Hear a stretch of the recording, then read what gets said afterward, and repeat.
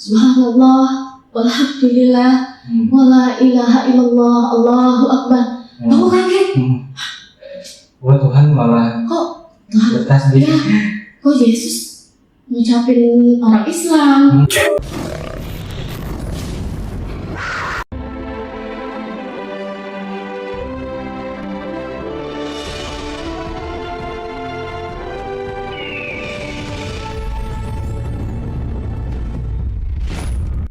Kisahnya itu gimana ya? Yaitu saya itu sebenarnya lahir dari keluarga muslim. Oh, keluarga muslim. Keluarga muslim. Orang tua itu muslim, tapi ibu saya itu, mama saya itu ada keturunan Tionghoa. Oke. Bapak saya ini pribumi. Iya. Dia menikah, akhirnya ibu saya ikut bapaknya muslim. Jadi saya terlahir dari keluarga muslim. Tapi saya amat disayangkan walaupun dari keluarga muslim, kita untuk pengajaran agamanya tuh sangat minim. Kemudian karena orang tua saya divorce waktu itu, aku SMA divorce. Jadi mama itu ngambil anak perempuan. Dari bapak itu ngambil anak laki. Yang anak perempuan ini mama ternyata kembali pada agama Islam. Oh, memang mama sebelum itu non muslim sebelumnya. Sebelum sebelumnya dengan bapak itu non muslim. Menikah dengan bapakku muslim. Dia bercerai, divorce, kembali ke agamanya non muslim. Yang perempuan ikut ke mama, yang laki ikut ke bapak. Saya menikah itu dengan bapaknya anak-anak itu, kita menjalaninya itu Kristiani. Kristiani. Kristiani. Itu. Jadi waktu itu kan aku menjalani secara Kristen dan kami juga sempat menjadi aktivis, menjadi pelayan gereja. Setiap minggu atau hari-hari tertentu kita dibutuhkan. Pada kondisi itu ibu Dian, mama itu agamanya muslim waktu jadi pelayan gereja atau pas nikah gitu? Enggak, Kristen. Kristen, gitu. Jadi aku menikah itu dengan babinya anak-anak itu. Babinya anak-anak Kristen. Waktu Kristen, beliau Kristen. Kita menikah dan kita menjalaninya secara Kristen, menikah. Gitu kan, tapi walaupun itu kita sebenarnya menikahnya itu secara muslim. Nikahnya aku itu secara muslim. Nikah pakai akad nikah secara muslim karena aku menghargai namanya orang tua aku yang lelaki, bapakku masih muslim. Kan, jadi aku menjalannya secara muslim. Tapi menjalani setelah berumah tangga, aku menjalaninya secara Kristiani. Jadi aku di situ juga yang namanya tiap minggu gereja, dibaptis, bahkan aku juga pernah di Kalimantan itu ikut sekolah teolog. Teolog itu sekolah pendetaan. Sekolah pendetaan, tapi aku nggak sampai lulus di situ karena ya banyak ini ya, mohon maaf dari teman-teman aku yang udah lulus dari sekolah penderitaan juga mereka tidak menemukan sebuah jawaban kayaknya ya. Sebuah jawaban gitu. Karena mohon maaf ya. Karena dari ayat 1 ke ayat 1-nya lagi suka ada pertentangan. Ada pertentangan. Jadi dan itu tidak terjawabkan. Jawabannya pun hanya sepele. Asal kamu percaya, kamu diselamatkan. Itu yang membuat kita Ibu Dian berpikir sedikit, hanya dengan percaya bisa aman gitu. Aku gini loh, kenapa aku bisa Allah kasih aku hidayah? Aku suka sekali yang namanya memandang langit. Memandang langit dengan keluasannya gitu, aku suka sekali gitu kan. Tapi tiba-tiba di dalam hati aku tuh berpikir gini, Tuhan, aku ini siapa ya? Terus kamu itu siapa? Gitu kan. Jadi aku waktu itu berpikir, Tuhan, kok aku bisa hidup seperti ini ya? Gitu loh. Terus ada kedilemaan di dalam hati itu, Tuhan, aku bingung deh. Sebenarnya Tuhan semesta alam itu siapa sih gitu loh? Yesus atau Allah gitu loh? Karena gimana ya? Itu pertentangan batin juga. Maksudnya aku tuh nggak tahu, tapi aku ngejalanin itu dengan baik gitu. Waktu selama aku jadi Kristennya aku jalan itu dengan baik, gitu kan. Terus aku bilang dalam hatiku begini, Tuhan, kalau Allah itu Tuhan semesta alam yang menciptain aku, yang ciptain ini, kalau memang Allah itu Tuhan semesta alam, gitu, kasih aku hidayah, kasih aku hidayah yang bikin aku tidak bisa lepas lagi darimu. Bahkan kalau kematian itu menjemput, aku tidak akan goyah gitu. Tapi kalau Allah itu bukan Tuhan semesta alam, aku bilang gitu. Kalau Yesus itu Tuhan semesta alam, aku mau Yesus di hatiku tuh cuma ada Yesus, di hidupku cuma ada Yesus. Aku waktu itu bicara banget itu ya di masjid pemandangan langit gitu kan, memandang awan. Itu sering banget kayak gitu pertanyaan-pertanyaan itu. Makanya mungkin ya Allah mendengar itu ya, Allah mendengar itu. Dan aku mulai mengalami yang namanya munculan hidayah, tanda-tanda sinar ilahi. Itu di umur berapa sih Ibu Dian, atau saat kapan tuh mulai pergolakan batin itu? Waktu itu aku dapat hidayah itu hamil anak keempat. Oke. Anak keempat. Jadi waktu itu yang aku masih ingat ya. Jadi waktu itu aku sholat, mimpi ya. Aku mimpi sholat di ketinggian. Dan aku nggak tahu itu apakah itu gunung, apakah itu bukit. Tapi waktu itu posisi aku sedang sholat. Seperti tebing gitu ya, mimpi di atas tebing. Pokoknya aku di ketinggian, aku di sholat. Dan itu dalam posisi aku mimpi ya, mimpi. Ketika bangun, mimpi, gitu kan. Cuma mimpi, jadi aku nggak hirauin ya, cuma mimpi gitu kan, cuma mimpi. Dan aku juga nggak ceritain suamiku tuh aku nggak ceritain, aku keep gitu kan. Terus aku berjalan waktu, itu posisi aku masih lagi hamil anak, pokoknya hamil anak keempat. Dalam keadaan hamil. Dalam keadaan hamil.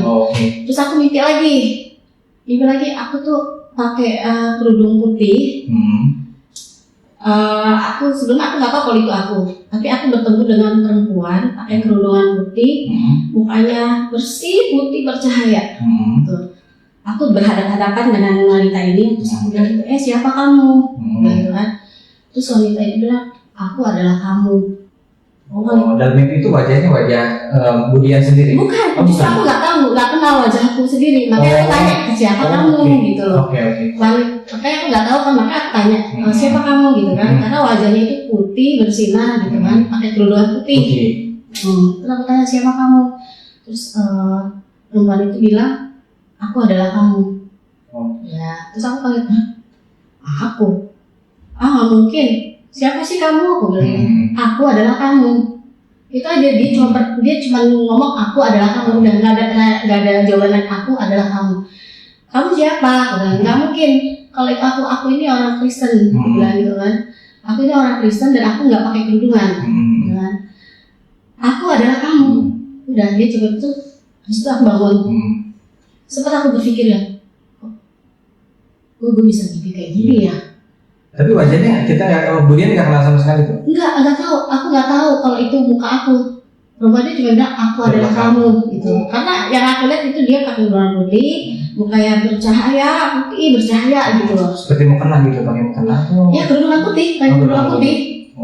Bukan mukena tapi kerudungan putih. Cuma mukanya bercahaya. Mukanya bercahaya bersinar gitu kan.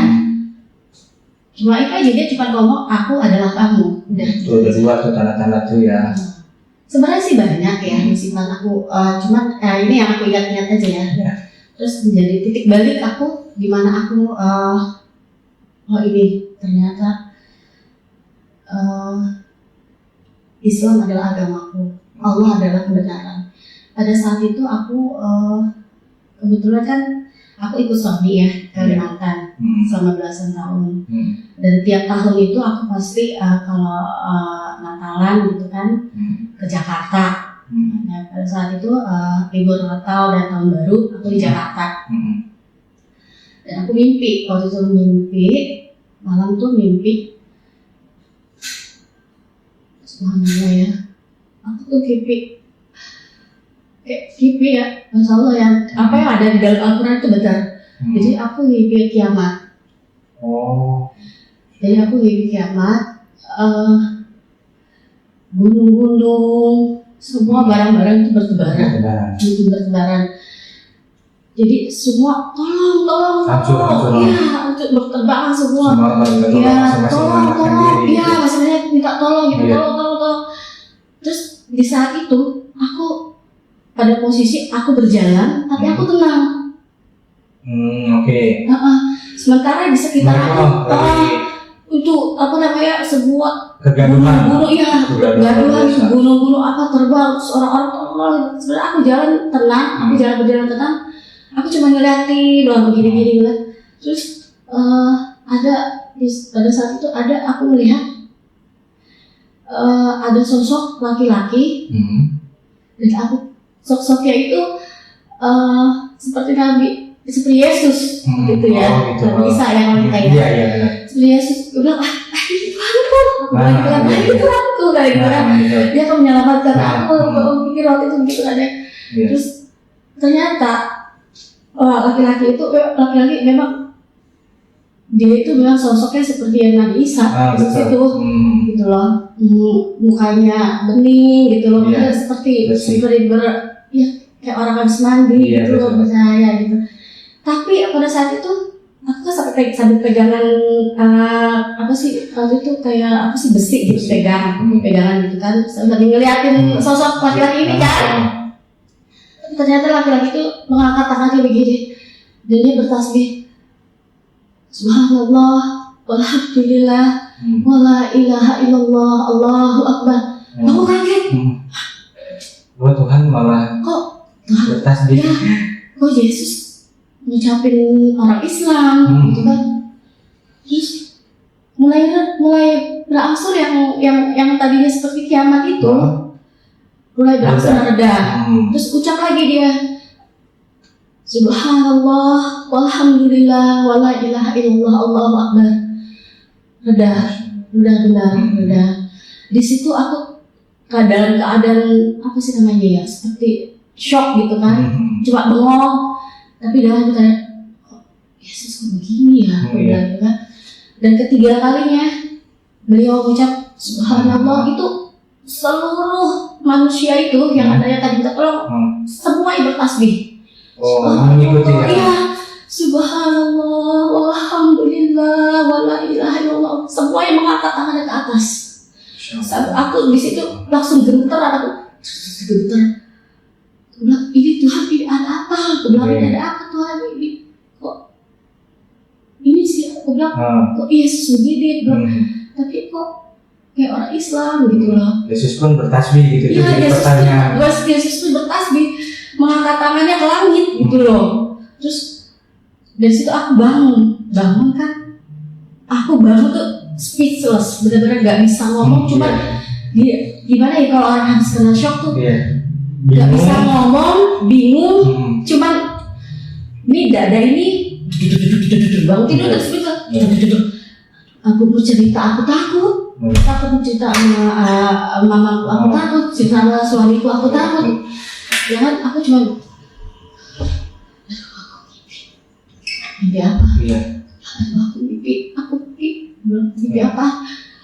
Mimpi gak bisa ngomong. Aku cuma bilang, aku udahlah, kata suami itu mimpi doang, kata gitu. Tapi dari situ aku menjadi, karena sebelumnya ya itu dia, aku merasa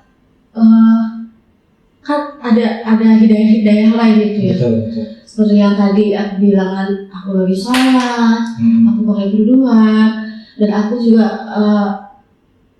menghadap langit tuh aku bilang sama Tuhan tuh, mohon jawaban gitu ya. Kalau Tuhan semesta, kalau Allah itu Tuhan semesta alam yang ciptain aku, yang ciptain seluruh dunia ini, itu adalah Allah. Kasih aku hidayah yang membuat aku tidak bisa lagi lari darinya. Yang sampai bahkan kematian pun bahkan kematian di ujung maksudnya di ujung leher pun aku akan tetap gitu. Tapi kalau memang Yesus adalah Tuhanku, Tuhan semesta alam, biarkan Yesus selalu ada di hatiku, di hidupku sepanjang hidup sampai aku mati, sampai aku bertemu lagi dengan Yesus nanti, gitu kan. Tapi ternyata itu gitu loh yang aku hadapi, ya itu hidayah itu. Oke, ya Allah. Dan Allah memberikan jawaban seperti itu melalui hidayah mimpi itu. Oh, berarti Allah itu Tuhan semesta alam. Dan dari situ aku mulai baca-baca, aku mulai Masya Allah ya, barakallahu fikum buat Ustaz Zatunai, Ahmad Dedat, dan juga yang lain itu aku tonton itu loh. Aku tonton itu, oh iya benar gitu loh. Masya Allah, aku bilang, aduh barakallahu buat mereka semua yang yang memberikan kebenaran, menyiarkan kebenaran. Dan dari situ aku mulai aku sembunyi dulu. Oh iya. Awalnya sih aku pernah bilang waktu aku balik lagi ke Kalimantan, ya kan, karena suami kan memang tinggal di situ, kami tinggal di situ. Aku pernah bilang waktu itu suami lagi kerjaan ya di rumah, ngurusin kerjaannya lagi di depan laptop. Aku bilang, aku kayaknya mau masuk Islam. Nah terus suamiku juga bilang, apaan sih? Iya. Bercanda lah. Iya, dia bercanda. Ya, bener. Beneran, aku bilang, udah dari sana pikirin dulu deh, katanya gitu kan, mau macam-macam lah, katanya gitu kan. Terus, oh, ya mungkin dia lagi kerja kali ya, jadi nggak bisa, aku nggak kayak momennya nggak tepat nih, gitu kan.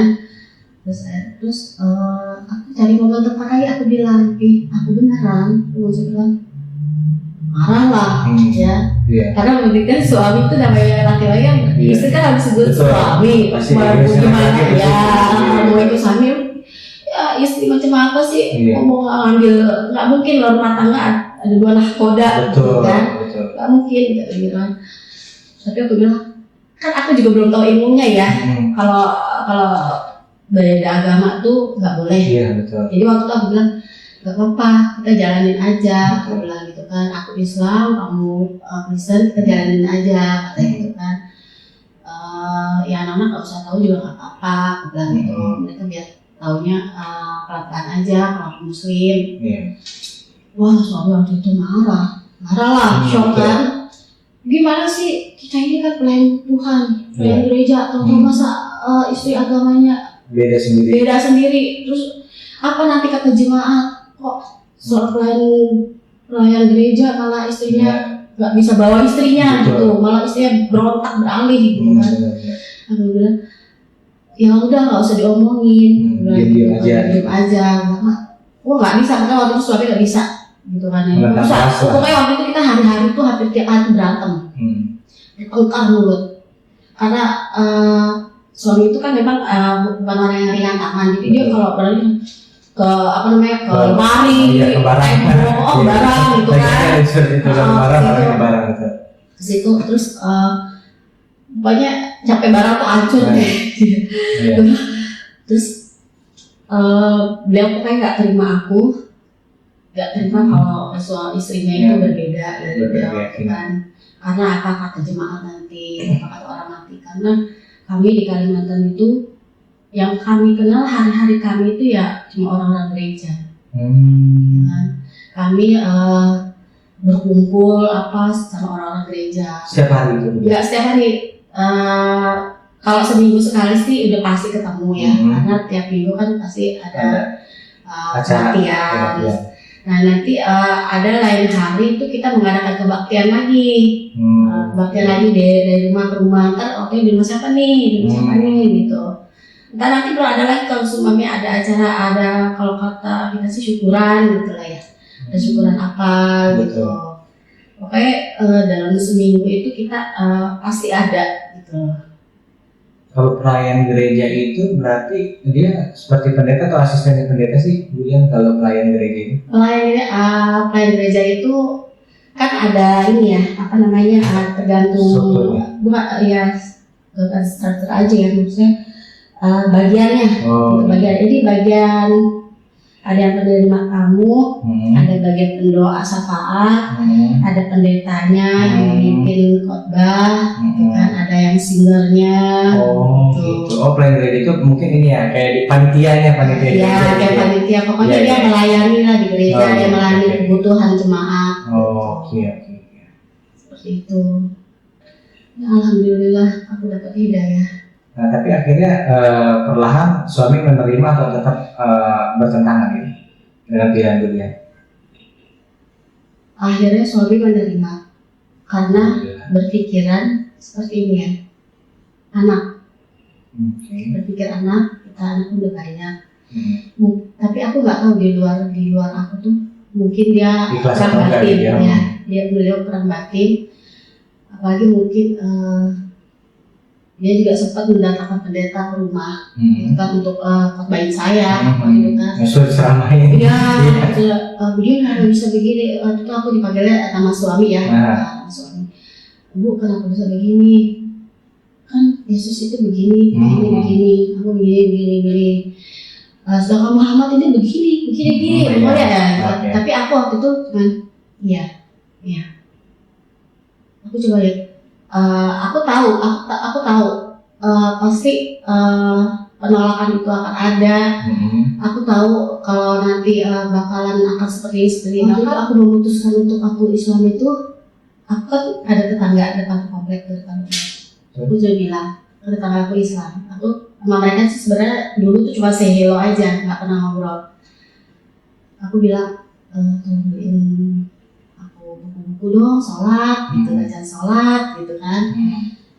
Jadi nitip ya? Iya, aku nitip ke tetangga aku depan rumah. Lah, Bu, buat apaan gitu? Aku belajar. Nah, kan ibu bukan orang Kristen. Iya, aku bilang gitu kan. Tapi aku mau belajar. Udah aku masuk Islam. Ibu, jangan, ntar bapak marah, katanya. Iya, ntar nanti aku kena sasaran. Udah, aku gak ngomong-ngomong deh. Aku gak bakal ngomong, aku belinya dari kamu, aku titip dong, cariin aku gitu. Karena aku berpikir kalau gue yang cari, nanti gue kesini ketemu teman gereja, gue kesana ketemu teman gereja gitu. Jadi yang aman buat aku tuh, yang aman buat aku tuh, beliin gue dong, nanti gue kasih deh, lu beliin dulu, ntar berapa gitu, ntar gue ganti gitu kan. Beneran nih, katanya, iya beneran. Aku bilang, please, aku gak tahu nih, aku minta tolong siapa gitu kan. Beneran ya, tapi jangan kasih tahu aku ya, kan sampai aku yang pojok. Enggak, tenang aja. Akhirnya dibeliin lah ya, alhamdulillah. Jadi gue pun ngumpet-ngumpet gitu kan, belajar, ya kan. Sebenarnya dulu itu ada internet ya begini ya? Internet mungkin udah ada, tapi kita belum familiar. Jadi masih cari tahu dari buku. Internet udah ada, itu udah ada, makanya aku bilang kan tadi aku sering pas aku memutuskan oke, ini ternyata ini agama gua. Cari tahu. Aku cari tahu di YouTube. Zakir gitu kan. Itu udah ada, cuman kan belum familiar. Kita gabungin kayak sekarang. Ya kan. Terus akhirnya dari situ, cuman aku nggak kepikiran kalau aku harus buka di web gitu cara sholat gitu. Aku pikir gitu karena apa ya namanya? Aku kan waktu itu pakai laptop ya. Pakai laptop. Jadi aku takut historinya. Oh iya, benar agak detail.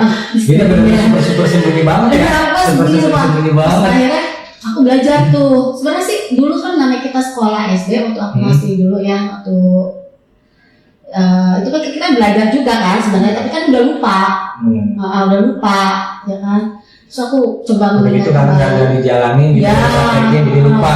Jalaninnya tuh asal-asalan gitu loh, asal-asalan dulu. Sampai akhirnya aku jadi ikut suami ke Kristen. Terus udah mulai ini tuh belajar. Oke, gue mulai inget nih. Jadi kalau aku nggak inget, pokoknya di buku ada di depan gue lagi.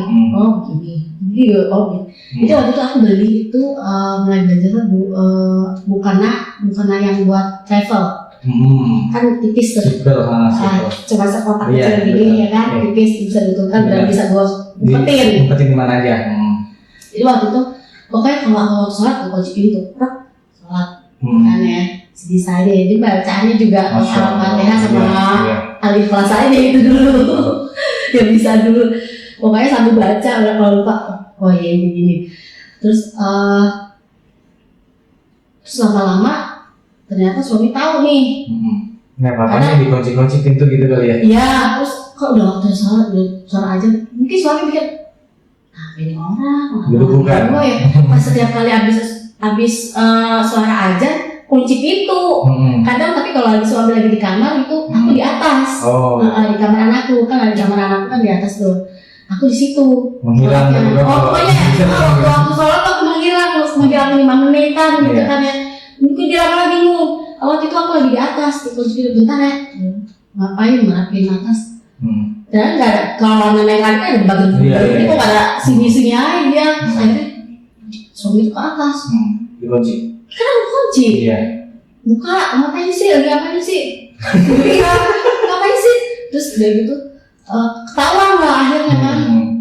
Ketahuan diperiksa. Ngapain sih? Ada apa? Mungkin pikir aku ngumpetin apa gitu kan. Soalnya aku nggak kepikiran kalau aku sholat ya. Ngumpetin apa gitu kan. Ketahuan lah kena aku. Siapa nih? Kamu ngapain? Gitu. Soalnya kan aku udah bilang aku mau masuk Islam, aku mau jadi muslim. Enggak, begini. Apaan sih kan ini? Macam-macam. Akhirnya diambil korek, bakar. Oke. Iya, lihat ya. Iya. Lihat, bakar nih. Terus dia cari lagi nih. Kan ada bukunya juga kan, buku panduan sholat. Iya. Apa lagi? Diobek.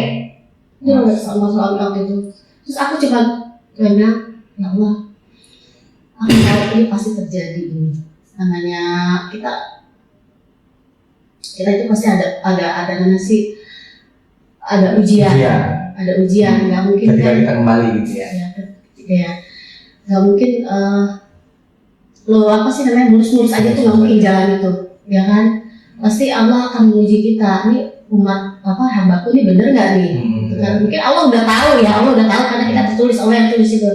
Tapi yang ada di apa sih namanya itu akan menjadi pembelajaran gitu loh buat orang lain. Sebelum aku mengujinya kan seperti itu. Ya makanya aku udah tahu bakal apa bahkan aku udah tahu dan aku waktu itu berpikir kayaknya nanti gua akan bercerai gitu loh. Bercerai kayak siapkah gitu loh.